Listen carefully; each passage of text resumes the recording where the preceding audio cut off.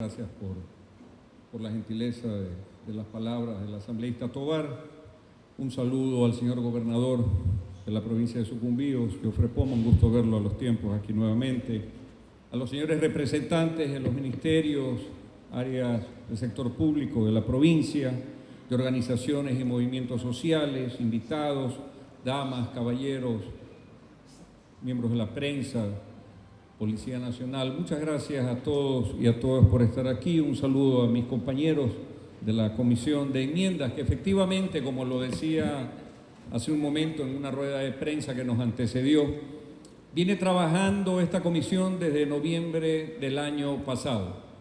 Es una comisión creada en la Asamblea Nacional en el marco de lo que dispone la Constitución Política de la República. La Constitución que fue aprobada en Montecristi por la gran mayoría de los ecuatorianos señala que la reforma de la Constitución se puede dar por dos vías: por la enmienda constitucional o a través de una consulta popular. La enmienda constitucional, siempre y cuando los temas de los que trate el contenido de la reforma no afecten a la estructura del Estado o no constituyan una regresión de derechos. Y por consulta popular, cuando afecten a la estructura del Estado o sea una regresión de derechos. La Asamblea Nacional presentó ante la Corte Constitucional una solicitud para revisar el contenido de 17 temas que fueron propuestos para enmienda constitucional, para reforma de la Constitución. Y la Corte Constitucional dictaminó que de los 17 temas, 16 no constituían ni regresión de derechos ni constituían una reforma estructural del Estado. Por lo tanto, dictaminó que el tratamiento de enmienda constitucional era legítimo para esos 16 puntos. A partir de aquello, de la notificación que hizo la Corte Constitucional a la Asamblea Nacional, lo que ha hecho el Parlamento ecuatoriano es seguir exactamente el procedimiento que está previsto en la Constitución. Un procedimiento que jamás se ha llevado a cabo en el país. Un procedimiento participativo que jamás se ha implementado en ninguna discusión a través de la historia acerca de una reforma constitucional. Por primera vez el Ecuador asiste durante 12 meses que dura el trabajo de la comisión a un conversatorio directo, ciudadanos con sus representantes, representantes y representados, opinando sobre un tema trascendental como es la reforma constitucional. ¿O acaso hemos olvidado cómo se hacían los cambios constitucionales en décadas anteriores? ¿O acaso alguien quiere hacer mención si algún congresista tal vez pasó alguna vez por aquí y les habló de que había alguna intención de reformar la Constitución? Ese diálogo jamás existió en el Ecuador. El procedimiento que estamos siguiendo desde la Asamblea Nacional no solamente que es constitucional y legítimo, sino que es inédito, nunca se había dado. Por lo tanto, me congratula muchísimo presidir esta comisión histórica, estar presentes en este acto con ciudadanos y ciudadanas que también están escribiendo la historia del país para este conversatorio ciudadano sobre 16 puntos de enmienda. Sí, son 16. Se ha intentado deslegitimar una serie de cosas durante estos meses. Inclusive se ha llegado a pensar que la enmienda constitucional solamente es un tema. No, ciudadanos y ciudadanas, son 16. Y cada uno de esos temas, de esos 16 temas, han sido elaborados, dispuestos precisamente para que los ciudadanos y ciudadanas estén más cerca de sus derechos a través de una Constitución que es totalmente garantista. Por lo tanto, voy a continuación a expresar el contenido de las 16 enmiendas. Pero antes quiero indicar algo. Equivocadamente se ha querido posicionar que aquellos que están a favor de las enmiendas están a favor del gobierno y los que están en contra de las enmiendas están en contra del gobierno. Falso.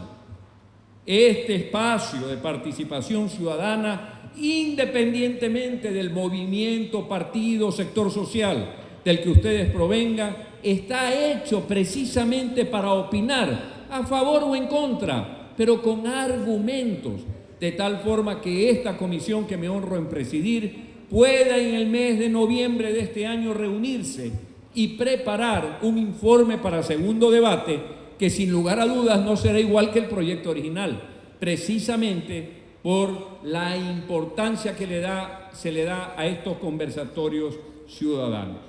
Paso inmediatamente a explicar cada una de las enmiendas. Régimen de competencia de los GATS y gobiernos centrales. Permítanme un ratito que tengo esto en un orden inadecuado. Régimen de competencia de los GATS y gobierno central.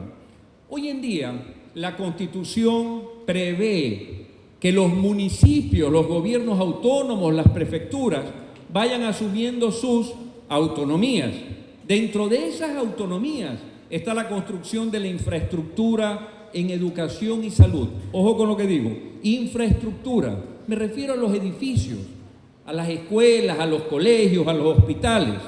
Eso es lo que está previsto que deben hacer los gobiernos autónomos descentralizados de acuerdo a la Constitución. Pero lastimosamente los gobiernos autónomos, muy pocos cuentan con recursos para hacer una escuela a nivel nacional, porque esa es la realidad como se ha construido el país. Por lo tanto, esta primera enmienda lo que busca es que los gobiernos autónomos puedan contar con el Estado para coordinar dicha construcción, de tal forma que aquello que se ha avanzado en estos 8 años no se eche a perder.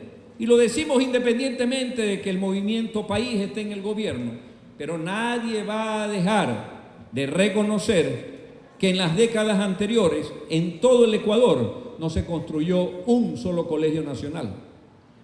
Nadie va a dejar de reconocer que en las décadas anteriores, en todo el Ecuador, se construyeron apenas 2 hospitales en las provincias que se llamaban principales del país. Hoy, en un Ecuador más inclusivo, una enmienda que le permita a los gobiernos autónomos seguir construyendo escuelas, colegios, hospitales con el concurso del Estado, se vuelve totalmente indispensable. Primera enmienda, reforma la Constitución para acceder ciudadanos y ciudadanas a obras de infraestructura en salud y educación. Siguiente. Competencias de la Contraloría General del Estado. Se dice equivocadamente que esta enmienda lo que busca es que la Contraloría pierda competencias. ¿Qué hace la Contraloría General del Estado? 2 cosas básicamente. Primera, la Contraloría General del Estado tiene que propender que los sectores públicos o las empresas donde el Estado tenga intereses públicos administren adecuadamente la plata. Y lo segundo, dice la Constitución, que la Contraloría General del Estado deberá velar porque se cumplan los objetivos de las instituciones estatales. Este segundo punto que está en la Constitución es el que se analiza para una enmienda. ¿Por qué?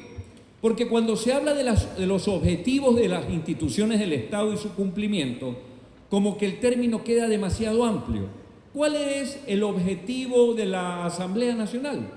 Para este año, lo que resta de este año, tendremos que hacer 3 leyes o 10 leyes más. Tendremos que fiscalizar un caso o 10 casos más. Es decir, es tan amplio el ámbito de aplicación de lo que se dice en la Constitución para la Contraloría que posiblemente la Contraloría pierda eficacia. Además, los objetivos de las instituciones también son controlados hoy en día por otros estamentos públicos. Por ejemplo, CENESID tiene que ver con lo que es educación, CEMPLADES con lo que es la planificación y desarrollo, el Consejo de Participación Ciudadana con una fiscalización permanente a todos los entes del Estado, el Consejo Nacional Electoral con el cumplimiento de las ofertas de campaña. ¿Qué es lo que busca la enmienda? Mejorar el texto constitucional para que si la Contraloría va a seguir velando en un momento dado por el cumplimiento de esos objetivos, esté claramente determinado a qué se hace referencia. ¿Esta enmienda constitucional afecta a la estructura del Estado? No. ¿Es una regresión de derechos? Tampoco. ¿Busca que se regule de una mejor manera la competencia del organismo máximo de control? Siguiente. Consulta popular. Hoy en día los gobiernos autónomos descentralizados, por ejemplo el municipio, tienen la facultad de convocar a consulta popular sobre cualquier tema nacional. Es decir, pudiera convocar a una consulta popular sobre temas que guarden relación con la construcción del metro de Quito.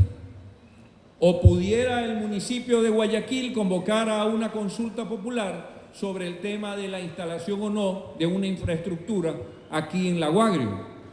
Esa amplitud de potestad puede traer en un momento dado conflictos. Sin perjuicio del derecho ciudadano a que se convoque a través del procedimiento adecuado a consulta popular por otros temas, los gobiernos autónomos descentralizados, de acuerdo a la propuesta, solamente deberían convocar a consulta popular a sus ciudadanos para tratar temas que guardan relación con su jurisdicción, de tal forma que quede perfectamente establecido que el marco sobre el cual esa consulta va a tener un pronunciamiento es totalmente territorial. Insisto, hoy en día puede ser sobre cualquier tema y solo resuelven en un sitio, cuando realmente cada sitio debe resolver sobre los temas que guarda relación a su ámbito de competencia. Esta es la tercera enmienda o reforma constitucional que se propone. Siguiente. Conformación de regiones autónomas. Hoy en día, de acuerdo a la Constitución, en Montecristi se establecieron 8 años desde la vigencia de la Constitución para que se conformen regiones autónomas, es decir, independientemente de las provincias, los cantones, las parroquias, se veía la necesidad de regionalizar el país para optimizar las sinergias que pueden tenerse entre varias provincias, provincias colindantes. 2, 3, 4 provincias, de acuerdo a la Constitución, debían convertirse y unirse en regiones autónomas que además tendrían un gobernador, y ese gobernador sería elegido por el pueblo. Así lo dice la Constitución. ¿Qué ha sucedido cuando estamos a 7, casi 8 años de vigencia de esa norma? Que no se han podido conformar las regiones. ¿Por qué no se han podido conformar las regiones? No se han podido conformar principalmente por problemas de límites entre las provincias. Al existir estos problemas de límites entre las provincias, no quieren establecer un compromiso de regionalización hasta que se superen. Por suerte, los procedimientos para superar aquello ya están en marcha en todo el país. Pero hasta que eso se resuelva, seguramente esta norma va a quedar insubsistente porque no van a alcanzar los 8 años para poderlas implementar. Es por eso que la enmienda constitucional promueve que se mantenga la conformación, pero no se le ponga un plazo definido, de tal forma que no quede el día de mañana en un espacio de suspenso la no aprobación si no se da dentro de los 8 años previstos originalmente. Siguiente. Misión de las Fuerzas Armadas. Nadie va a negar, y menos aquí, el rol de las Fuerzas Armadas no solamente en materia de seguridad de fronteras. Hoy en día el concepto es la seguridad integral. Tanto es así que vemos a las Fuerzas Armadas involucradas en temas tales como salud. En Guayaquil se declaró la emergencia del hospital del Instituto Ecuatoriano de Seguridad Social, el Teodoro Maldonado Carbo. ¿Y qué pasó? Inmediatamente fueron los hospitales móviles de las Fuerzas Armadas a suplir una deficiencia de la seguridad social. Eso se llama seguridad integral. En el perfil costanero, en la provincia querida de Santa Elena, la alerta más temprana de tsunamis que se producen como maremotos, como terremotos y como oleajes muy fuertes, la dan los barcos de la Armada, que son aquellos, o submarinos de la Armada, que son los que tienen los sistemas de monitoreo más avanzados. Aquí mismo, yo no dudo que en materia de movilización, de salud, de todo el aporte logístico y de seguridad, también participan las Fuerzas Armadas. Pero ojo, lo que busca la enmienda constitucional, primero es afianzar ese rol de las Fuerzas Armadas en la Constitución. pero es un rol subsidiario. Es decir, la policía sigue siendo la llamada a velar por la seguridad ciudadana, pero lo secunda, si es necesario, la gestión de las Fuerzas Armadas. El Ministerio de Salud y las dependencias de salud son las llamadas a velar por el sistema de salud, pero las Fuerzas Armadas pueden subsidiariamente ayudar dentro de ese esquema de seguridad integral. Eso es lo que busca esta enmienda, no busca otra cosa que darle ahora sí constitucionalmente un marco de algo que ya viene haciendo nuestras Fuerzas Armadas en el país. Seguridad social y pensiones jubilares de las Fuerzas Armadas. La Constitución prevé, y esto fue materia de discusión unos meses atrás en la Asamblea, la Constitución prevé que todos los ciudadanos que están en el régimen de seguridad social tienen una garantía permanente de parte del Estado en cuanto a sus prestaciones jubilares, pero no prevé eso en cuanto a los miembros jubilados de las Fuerzas Armadas y de la Policía Nacional. Hoy en día, si un ciudadano, todo ciudadano está protegido por el Estado. Lo que se busca a través de esta norma es darle también a los miembros de las Fuerzas Armadas y de la Policía Nacional ese sistema garantizado por el Estado de que siempre se les van a pagar a sus jubilados sus fondos correspondientes. Es una garantía legítima, es un derecho legítimo que se incorpora ahora en el proyecto de enmienda constitucional porque no existía en la Carta Magna. Siguiente. Es increíble pensar que en el Ecuador tengamos un mismo sector público regulado por dos leyes.